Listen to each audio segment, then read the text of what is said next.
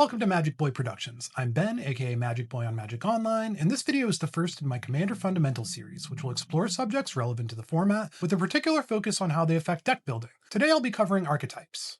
Before we get started, I'd consider this a video for intermediate and advanced deck builders. It assumes that you already have a process for building decks successfully, but are interested in growing as a deck builder from the top down. That isn't to say beginners can't get anything from watching, but I won't be getting into any mechanics on how to actually build a deck or quick tips for deck construction. By the end of this video, you should have an understanding of what archetypes are, several of the most common archetypes, how they fit into Commander as a format, and how this understanding can make you a better deck builder and player. So what is an archetype? In the greater Magic community, archetypes are different strategies for winning games. Two decks in the same archetype might have very different colors, cards, and play patterns, but their overall goal is the same, and that's because they tap into the same underlying mechanics and interactions in Magic to find success. The evolution of archetypes and the vocabulary surrounding them is intrinsically linked to competitive Magic. The most common archetypes and their variants have proven, documented results from tournaments and other events, which helps prove their usefulness as a concept for players. There are three core archetypes in Magic: Aggro, Control, and Combo. They function as something of a rock, paper, scissors in most formats, with Aggro pressuring Control, Control disrupting Combo, and Combo outracing Aggro. There are also several hybrids of these three core archetypes that have garnered enough results to emerge as documented archetypes of their own.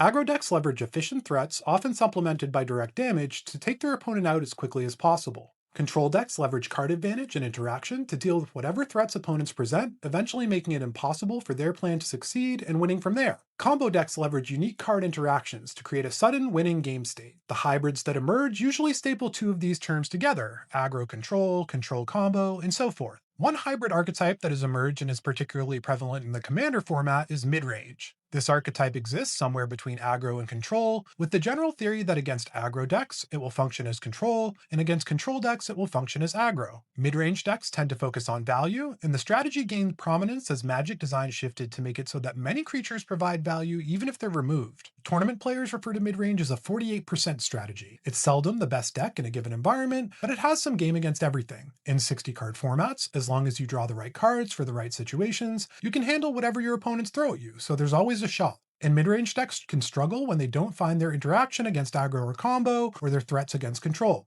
Now that we have a sense of archetypes and the most common ones, I want to take a moment to explain the difference between archetypes and themes. These are terms that I see used interchangeably sometimes in the Commander community, or see players get confused about, and it's a distinction that's worth discussing, especially for this format. Themes are classifications of cards that produce or care about a specific effect. Kindred decks like elves or zombies are inherently themed, and there are dozens of well-established themes in Commander and many more less supported ones. If archetypes are our overall plan, themes are how we get that plan done. If our plan is Aggro, we should look to a theme like +1/+1 counters to support it. After all, bigger creatures are going to be better at taking away opponents' life points. We might pursue a Spellslinger theme instead though, storming off with pump effects and burn spells. You can think of the archetype as the destination, and the theme as the kind of scenery you want to enjoy along the way. Themes are very prevalent in EDH due to the influence of commanders. They often encompass one or more themes, and players enjoy exploring the synergies that result. Often, deck builders will identify a commander they're interested in building, and then branch out into related themes. I mentioned confusion earlier, and part of that is our fault as a community. There are certain themes that have gained so much traction that players will name their decks after them, which leads people to think that aristocrats or reanimator are archetypes rather than themes. Speaking of aristocrats, it's a great example for showing how a theme can support each of the common archetypes. For those unfamiliar, aristocrats decks rely on sacrificing small creatures for incremental value. An Edgar Markov deck might be aristocrats aggro, getting into combats with its vampires and then using the life drain aspects of the theme to finish opponents off or punish them for wiping the board. Eiley, Eternal Pilgrim, could helm an aristocrat's control deck, harnessing creature sacrifice to create removal engines that keeps opponents from enacting their game plan while inevitably draining them out. A commander that's a sacrifice outlet, like Yahenni, Undying Partisan, might be an important part of an aristocrat's combo deck that's dedicated to setting up a turn where they loop sacrifices infinitely for enters and death triggers. Most aristocrats decks you'll encounter in the wild are actually aristocrats midrange, ramping and drawing cards in the early turns to set up a powerful mid-game engine centered on getting tons of value out of sacrificing creatures. Hopefully that clears up the difference in relationship between archetype and theme. Now that we know what archetypes are, and the most common ones, we can look at how they fit into Commander. There are a few key elements of Commander that make it very different from most other constructed formats: the deck building rules, the starting life total, the fact that it's intended for multiplayer, and the command zone itself. The first is overall deck construction. Commander decks are 100 cards rather than 60, and they're restricted to a single copy of any card that isn't a basic land or has rules text to get around that limitation. When the format was younger, I would have had more to say about how this affects deck building and archetypes, but in 2025, it really isn't that big of a factor. There are enough powerful cards nowadays that you can find roughly 60 of them to support whatever type of deck you're trying to build. I'll speak a little more on this later, but overall, it isn't a significant part of the discussion. Players starting at 40 life affects one archetype much more than others, the Aggro archetype, but most of the realities of double life totals can be folded into the multiplayer aspects of Commander rather than examined separately. The multiplayer aspect of the format affects decks and gameplay in two primary ways. The first is that with 3 opponents, you have 3 times as much life, 3 times as many threats, and 3 times as much interaction to contend with. The format as a whole has evolved to focus on resource accumulation as a result, usually embodied by engines that produce snowballing advantages as games go on. This is very different from most players' experiences in other formats, where greedy ramping and card draw is usually punished severely by hyper-efficient threats and interaction. And this focus on resource generation has become a fundamental truth of the format that drives most of what metagame Commander has across the different brackets. The second consideration is politics. We're not magic bots that make the optimal play every time we receive priority. We're people, and we all bring different playstyles and skill levels to bear. We can collaborate or make spite plays and everything in between, and as a result, communication and game actions can produce effects beyond what a card's text box typically yields. In a 1 vs 1 format, especially in competitive environments, the overall quality of your cards or the synergies you employ are the measure of the value you get for casting spells in the course of a game. But in a multiplayer format, political thinking can generate value seemingly out of thin air. Commanders have a huge impact on archetypes and deck building. Like the themes they often inspire, some legends are better at supporting one or more archetypes than the others. Whatever the deck's game plan, they can either enhance it or help make up for its weaknesses, and in some cases, such in a Voltron aggro deck or a combo deck where the commander is part of the core win condition, they might even be most of the plan. For many commander players, the format is all about expression, and that can result in some very interesting applications for the archetypes of decks. Building an aggressive deck around a commander that isn't suited for it can be a fun challenge, or a player might have a favorite character from a Universes Beyond product that they absolutely want to build a control deck for, even if it doesn't have any inherent card advantage and isn't a great finisher. Understanding archetypes and how to build the deck architecture that supports them is an incredible asset when it comes to bringing those kinds of ideas to life. Finally, commander damage is a tool available to almost every commander deck, and each archetype can harness it in different ways if they want to.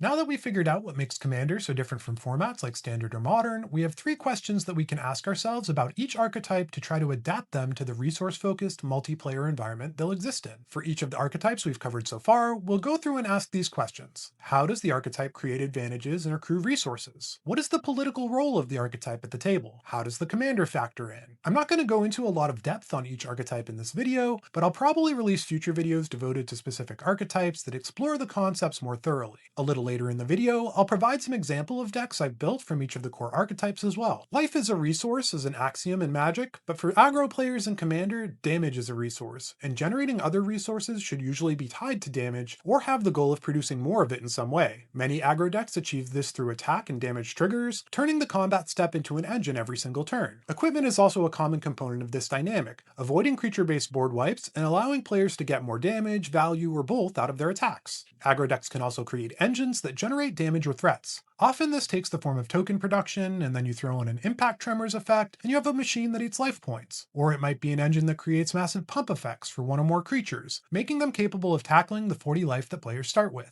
Turning to politics, there are 2 primary roles that aggro decks occupy in my experience. I call the first the threat. The threat is the deck at the table that goes after whoever is doing the most. If they want to ramp and draw cards, they're going to have to do it fast, because the threat is coming their way. The threat usually distributes damage through combat, since that gives them agency over where that damage is going. Politically speaking, it's important for the threat to keep players other than their current target from interacting with them so that they can do their job, and they might even enlist the aid of other players, for example, to counter the board wipe that would keep them from going for the archenemy's throat. At tables without a clear big bad, the threat can spread damage around to keep their options open, but from a political standpoint, they thrive on having good threat assessment to ensure their damage is going where it needs to go as the game evolves. The other aggro role is the clock. These decks deal damage across the entire table, lowering everyone's life totals at once. They forfeit any political options in order to be able to dole out damage in increments that respect the extra 100 life they have to get through to end the game. They want to be the problem, be everyone's problem, and this can be a great playstyle for people who would rather not worry much about wheeling and dealing, because what you're doing is very obvious and threatening and difficult for you to modulate, and no one but other aggro decks will appreciate what you're up to. Commanders have a lot to offer aggressive decks, and vice versa. Commander damage has only gotten more viable as a strategy as the format has evolved, and Voltron commanders make up the bulk of true aggro decks you're likely to encounter. Aggro decks can also look to their commander to offset their weaknesses, providing card advantage or ramp to help them keep up in the resource wars without forcing them to clog up their list with cards that don't do anything to hurt opponents. Commanders that have combat synergies, like Ishin or Karlach, can also be incredible assets to aggro decks that look to assemble combat-based engine. Control decks leverage interaction to give them the time they need to develop their mana and sculpt and grow their hand. They can often get away with playing cards that do nothing but generate resources, opting to clear the board rather than create a presence on it. They're happy to employ engines to get mana and cards as well. They're usually very greedy, but they're also interested in interaction or removal engines to shut the game down completely until someone can stop them or they win. Interaction is also at the heart of the control player's political role in most games, that of the table police. Every commander deck should have some interaction, but control players have enough that they can usually be relied on to help slow things down when needed. Keeping the entire table under control is hard, but keeping a problem commander or a Soul Ring start in check can buy the control player a lot of goodwill from the other players, which usually translates into fewer attacks to fend off until the game takes a turn. This reputation can be wielded offensively as well. Players tend to respect open mana from control decks, especially after they make good on the threat a time or two. The role has an obvious downside though. If someone wants to get up to no good, they'll know they need to deal with the control player before they can. Control decks tend to rely on their commanders less than other archetypes, but that isn't always the case. Most often, the control deck will look to its command zone for one or more types of resource generation, usually card advantage. Others will have their commander serve as their finisher, since the command tax represents the ultimate in inevitability. It's uncommon, but control decks can also look to their commander to stabilize the board in the mid-game, either through having intrinsic removal, like Massacre Girl, or by putting a lot of bodies into play, like Ishkana. When it comes to resources, combo decks aren't usually interested in the long term. They usually acquire cards and mana in large bursts, angling to have access to enough of both on their critical turn to put together the pieces they need to win.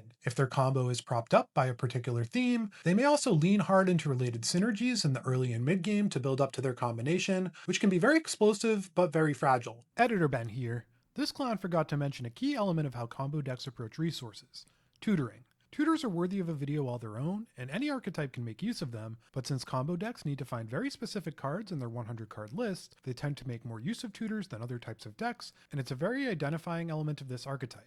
Back to the clown. At the table, combo players often have a similar role to aggro's the clock, at least if their intentions are known. But since it isn't steady and telegraphed, I like to call this role the comet. As long as the table is aware that the combo player can end the game out of nowhere, they'll feel the pressure to go faster themselves or be ready to stop the inevitable impact. Many combo decks use their commander directly as a combo piece. Some commanders, like Godo Bandit Warlord, are effectively one-card combos, and others, like Thrasios Triton Hero or Urza Lord High Artificer, provide an outlet for combos that generate infinite mana. If the commander isn't directly involved, they do usually provide a key synergy that supports what the deck is trying to do. For example, a deck aiming to go off with several artifact combos might play a commander like Joyra Weatherlight Captain to get extra value out of all their cost reducers and mana rocks. Midrange decks are generally the best in the business when it comes to resource generation, which is one of the reasons they're so common in the format. Their deck architecture usually includes a curve of ramp and card advantage that's geared toward creating an engine so that they come online in the mid-game and start to snowball towards inevitable board presence. Politically speaking, midrange decks are extremely versatile, but as mentioned previously, that depends a bit on what parts of their deck they draw. Most often, they'll be somewhere between the threat and the clock if their game plan is pretty proactive, but they may have enough card advantage and interaction at their disposal to police the table effectively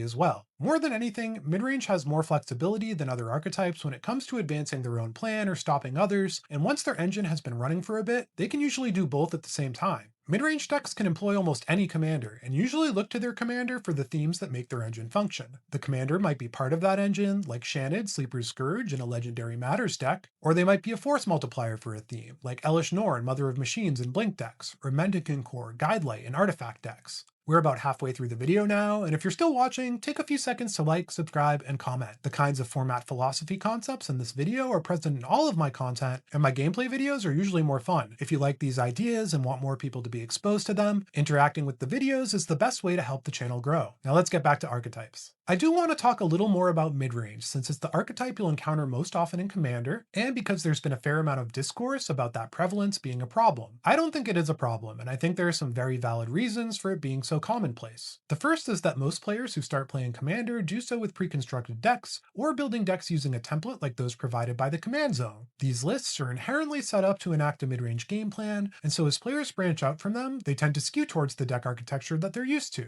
The second is the flexibility we've already discussed. Mid-range decks, because of their powerful resource generation and ability to both pose and answer threats, are usually viable in any pod where the decks all have a consistent overall power level. They handle the heightened variance that a multiplayer Sol Ring format can present pretty well most of the time, and their focus on resource engines means that they'll have a chance to make a mark on the game consistently. Third, in terms of the casual Commander metagame, mid-range decks are basically a direct response to the need for additional resources to deal with 3 opponents. They lean into the idea that EDH is a resource economy in a way that other archetypes can't quite match, giving up a focus plan in favor of having generating resources being the plan, and then they win when they've out-resourced everyone else. Finally, and probably most interestingly, midrange is a great way to engage in the commander-focused expression at the heart of the format. A shell of synergistic card advantage and ramp can be tailored to almost any commander, at which point players are positioned to explore the aspects of their commander they find the most exciting. This is something I don't hear people talk about when they discuss the midrange problem in Commander, and I think it's a very compelling reason to build midrange decks.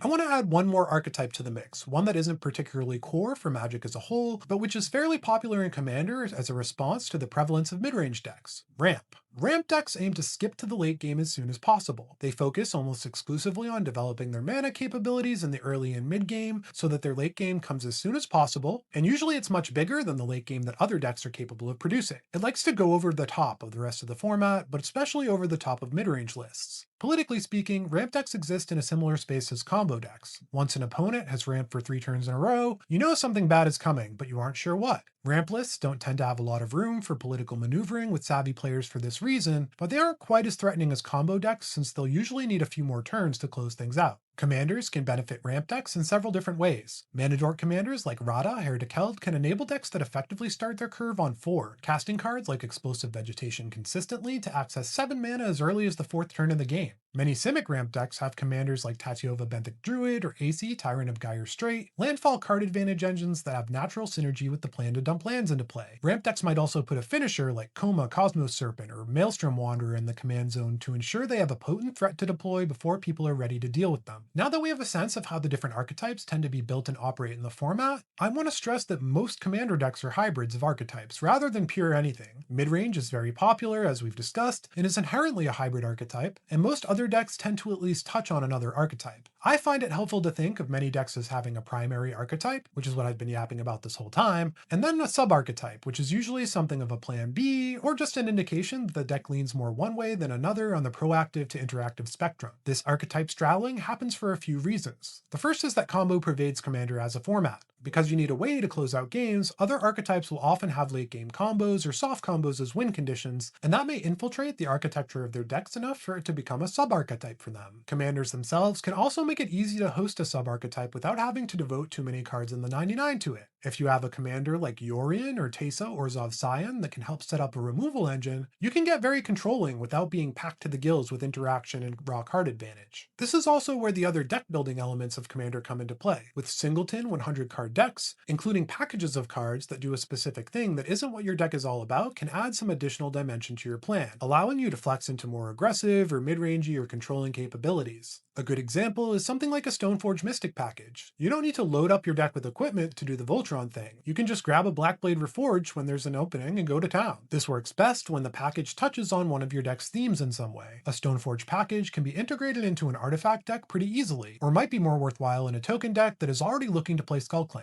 Finally, the fact is that extremely focused archetypes can suffer a lot at commander tables due to the multiplayer nature of the format. From a certain point of view, each individual player is facing off against one super player with 3 heads at various points in many games. Sometimes you're the archenemy, and that 3 vs 1 is justified and exciting, but sometimes you're just a casualty of circumstances. If your deck mostly wins through combat, and all 3 of your opponents find a board wipe, it might be lights out. If your deck wants to control the game, but there's a group hug deck feeding the mid-range player cards and mana, that's going to be tough. That reality makes having capabilities beyond your core plan very attractive, and is why many decks end up straddling archetypes in some fashion. When it comes to deck building, considering archetypes throughout the process can pay dividends. You don't have to start with an archetype in mind, but you certainly can, and for players who are looking to evolve as deck builders, I recommend trying to build decks of each of the archetypes. That's a journey I've been on since I started this channel, and the process inspired this video. I've been operating off of many of of these concepts in internalized ways, but once I had to start writing scripts to explain why I build decks the way I do, I realized that there was something important buried in all that, and that finding ways to articulate those ideas could help me and others. Thinking about archetypes can also help at the midway point of deck building. Maybe you've picked your commander and started populating a spreadsheet or Archidect or Mox field with options. Taking a look at the results through the lens of archetypes can be very valuable when it comes to making cuts and streamlining your list. You might realize that your deck would really be better off getting aggressive, and then you're free to start cutting the cards that don't support the aggro plan. Or you might realize that the themes you're working on just don't quite fit the archetype you had in mind, and be able to shift focus before you've spent hours going further into the deck building process on a deck that's likely to fail. It's also important to examine your final product and understand what archetype it falls into. We'll talk about this more in a minute, but understanding archetypes can give you some edges in actual games as well. On the deck building side though, understanding your archetype can be extremely helpful when you go to Goldfish or playtest your deck. I can't be the only one who quote unquote finishes a deck and then proceeds to tinker with it over and over until I actually get to play with it, and the deck's archetype usually dictates most of the tinkering I do, tweaking different categories of cards to ensure that I have enough of what's needed to enact the deck's plan. That's the deck architecture I keep referencing. Archetype consideration can also help you avoid falling into traps involving format staples and pet cards alike. Having too many cards in your deck that really don't support the plan, even if they're good cards otherwise, can result in deck failure for basically every archetype besides midrange. The next consideration is how your commander and themes support your archetype, and how your archetype makes use of your commander and themes. This isn't to say that you should rule out certain themes from certain archetypes. It can be very rewarding to embrace commanders and themes that don't work particularly well with an archetype and find ways to make the deck successful. The point is that you should be thinking about it. If you want your deck to be coherent in terms of archetypes and themes, you should make sure that those elements of the deck prop each other up. And if you want to go against the grain, you should think about how you can mitigate the weaknesses inherent in that approach to take the table by surprise. Commander choice in particular has a huge impact on how decks play out, and I find that many times when a deck doesn't quite sing, it's because the commander is creating tension in the overall game plan. You should also explore whether or not your deck could benefit from a sub-archetype, or whether there are sub-archetypes that are low-hanging fruit based on the commander or other cards you've included in the list.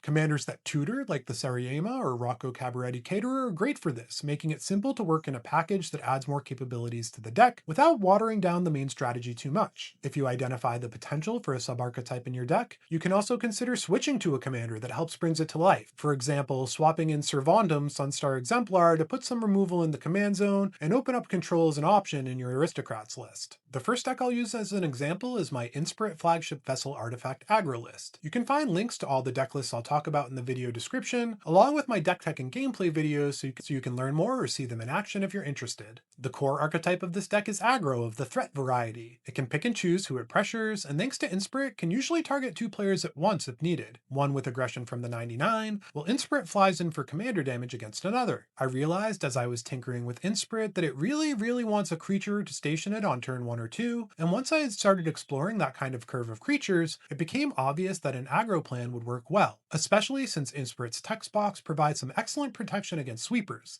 the bane of aggro lists. Inspirit's abilities also enable a mid-range sub-archetype, letting the deck devote just a little real estate to ramp effects like Astral Cornucopia and card advantage effects like Insight Engine, but get incredible results thanks to the commander's ability to output a steady flow of charge counters. Those charge counters also inform the other theme of the deck, counters. Proliferating charge counters lets the list get even more mileage out of the ramp and card advantage package, and so it makes a lot of sense to include cards that pump the artifact army with +1/+1 counters like Steel Overseer, create an indestructible hexproof force to be reckoned with. I picked my recent Sivitri deck to exemplify control. This is a Drago style control list, with most of the deck's real estate given over to interaction and card advantage. The restricted tutor of Sivitri's -3 loyalty ability opens up a combo sub-archetype and win condition though, allowing the list to tutor for pieces of several dragon-fueled combos, with the option to search up dragons that wipe the board or draw cards as well. The consistent powerful win condition that Sivitri enables from the command zone allows for a very classic controlling game plan that can be hard to pull off in Commander, since the deck can afford to have most of the cards in the list support the main strategy without having to worry about finding a way to close the game out. And the fact that our archetype, sub-archetype, and dragon theme all support one another makes for an extremely coherent list. For our combo example, we venture into bracket 4. I wasn't particularly inspired by the Edge of Eternity's commanders, so I built a few of them with companions, and this Ragost and Zirda list aims to use Zirda's ability to generate infinite mana with either of the 2 monoliths to win the game. Ragost is more of a value play for the deck, but does open up an artifact and graveyard based engine to dig through the deck and produce mana, using various baubles and goblin welder effects to act as repeatable cantrips or help fuel out bigger plays or rebuy combo pieces. The natural synergy between mana-positive rocks like our monoliths and cards like Voltaic Key also opened up the ability to do some ramping, and sticking either of the two Ugins in the list as early as turn 4 can be a real problem for other players, either shutting the game down or buying time to pursue one of the deck's combo lines. The deck building restriction from Zirda is well worth the cost, and even enhance some aspects of the deck by enabling cards that don't have a home elsewhere to shine due to the way Zirda breaks their repeatable activated abilities. We're back to bracket 3 for our midrange example, an Enchantress landfall list designed around Tannuk Memorial Ensign. The core idea of this deck stems from the recognition that most of the cards that let you play extra lands each turn are enchantments, and that Enchantress draw engines are incredible at keeping hands full of cards, allowing those two types of pieces to fuel and supplement each other to produce more and more of the cardinal resources of Commander. Midrange decks can lean into sub-archetypes very easily due to their diffuse plan, and this one has a clock-style aggro win condition telegraphed by repeatable table-wide damage from Tannuk and other landfall pingers, along with the ability to get incredibly far ahead on mana early in the style of a ramp deck. It lacks the more massive payoff that ramp decks often have, since that isn't a core plan, instead coming over the top of the sheer volume of synergistic effects it can assemble to close the game out quickly, with cards that are usually much more incremental. The overall architecture of the deck is extremely mid-range though, geared towards deploying ramp and card advantage in the early turns, and really coming online on turns 4 and 5 to threaten inevitability in the form of overwhelming resource advantages, supported ably by both of the deck's themes. So if mid-range decks are king when it comes to the resource-driven nature of Commander, why should you even bother building and playing other more focused archetypes? We talked about deck building a bit already, but I want to drive home that learning to build all of the archetypes successfully is one of the best ways to level up as a decksmith. You'll encounter cards you might not have otherwise, experiment with different mana curves, and gain experience with developing architecture within your list to support whatever goals you might have. It's also challenging to pull it off successfully, so if you find that your usual formula is very successful but feels a little too easy, you can push yourself by breaking out of those constraints in order to create a focused archetype deck. In terms of reasons to play decks with focused archetypes, the primary reason is that it'll make you a better Magic player overall. Even if you find you don't enjoy the playstyles of a particular archetype, the best way to learn how to beat a control deck is to pilot one. You'll gain familiarity with the overall play patterns and strategies involved, and that will lead to you developing better overall threat assessment for any configuration of opponent. Similarly, you'll be able to politic better when you understand what it is that your opponent's decks want and what they fear. This archetypal knowledge can come into play as early as turn 0 and is helpful throughout the game. Understanding from this public information of your pod's commanders what the most likely strategies are for their decks can inform the way that you mulligan and then attend to each and every one of your turns. Understanding the dynamics at the table by harnessing what you've learned about all the possible archetypes can be a huge factor in any game. If you're the combo deck and there's a control player, they're your number one enemy. The sooner you realize that, the sooner you're able to start ensuring the actions you take help deal with them or mitigate the threat they pose to you. It might be worthwhile to spend one of the counter spells you'd usually use to protect your combo on one of their board wipes, for example, so that the creature-based decks at the table can keep attacking them. And those creature-based decks will almost always attack the player who just tried to take away their toys. That's a very concrete example, but what if you've realized that your entire table is made up of mid-range decks? It's entirely possible, since we've established that most commander decks fall into the mid-range archetype. Most players aren't really thinking about it in those terms though. At an entirely mid-range table, your best bet is to try to set up to be the second or maybe even third person who goes off. The first player to get their engine going will probably end up dogpiled by the other 3 players, and the aftermath of that removal fest is going to be your best window to take over the game. This overall strategy has given rise to a category of mid-range decks classed as vulture decks, to attack the resource-focused metagame. These decks are built to keep a low profile as they accumulate resources, and then swoop in when the dust has settled from other players trying to go off. Focused archetype lists also allow you to develop your ability to play with intent. Mid-range strategies aren't devoid of this concept, but the overall through line of sequence my ramp and card draw spells, then cast all the spells that I can easily succeed without much more intent than that, and so many players never develop the need to dig deeper. They get the engine up and running, and provided the chips fall their way, they get to do the fun thing they set out to. When your through lines are more nuanced and ask more of you though, you can begin to hone in on making decisions that support your deck throughout the game. You'll be able to plan further ahead than the current turn or turn cycle, you'll understand what types of effects threaten your plan,